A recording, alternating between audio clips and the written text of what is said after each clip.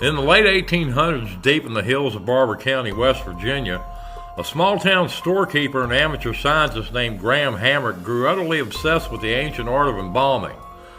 Swept up in the Victorian era's fixation with ancient Egypt, Hamrick resolved to recreate the secrets of the pharaohs, not with traditional resins or oils, but with a peculiar chemical concoction of his own design. And he began his experiments modestly, mummifying local vegetables, apples, small farm animals.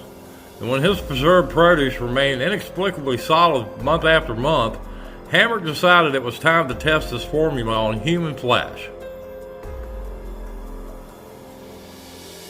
In 1888, Hamrick struck a deal with officials at the nearby West Virginia Hospital for the Insane in Weston. For the modest sum of $140, he purchased the unclaimed bodies of 2 female patients who had passed away inside the asylum. Taking the corpses back to his workshop in Philippi, Hamrick treated them with an intricate mixture containing water, saltpeter, and sulfur fumes. And his method involved no disembowelment or traditional ice baths. Instead, his potion dried the tissues while preserving the facial contours and skin integrity to a startling degree. And the results were astonishingly effective, and deeply uncanny, and a little disturbing.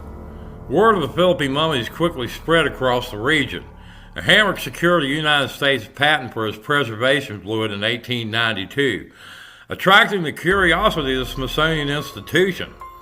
The scientist offered to display his work prominently if he would reveal his secret recipe, but Hamrick steadfastly refused to surrender his chemical formula, determined to protect his trade secrets at all cost.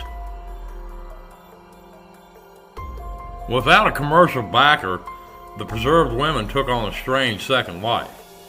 For decades, they toured the country as sideshow curiosities, reportedly traveling briefly with P.T. Barnum's circus before returning home to West Virginia.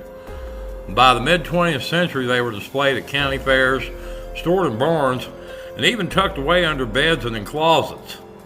And the ultimate test of Hamrick's embalming prowess came in November 1985, when the severe Tiger Valley river flood submerged Philippi. The mummies were trapped underwater for days. Yet when locals rescued them from the mud and dried them out on the post office lawn, Hamrick's century-old treatment miraculously held firm. Yet for all his obsessive genius, Graham Hamrick met an iconic final twist. As his own health faded near the end of his life, Hamrick deeply desired to be preserved for eternity using his own miraculous formula. However, his friends, family, and local authorities were deeply uncomfortable with the notion of mummifying a prominent local citizen. When Hamrick passed away in 1899, his request was denied.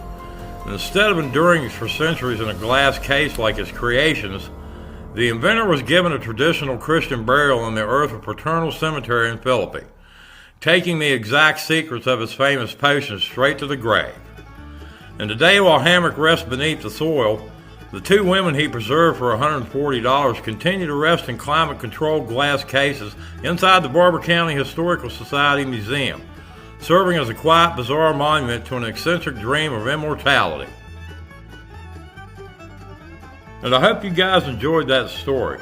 If you haven't had a chance, hit the like button and be sure to subscribe. Thank y'all for watching. Have a good night.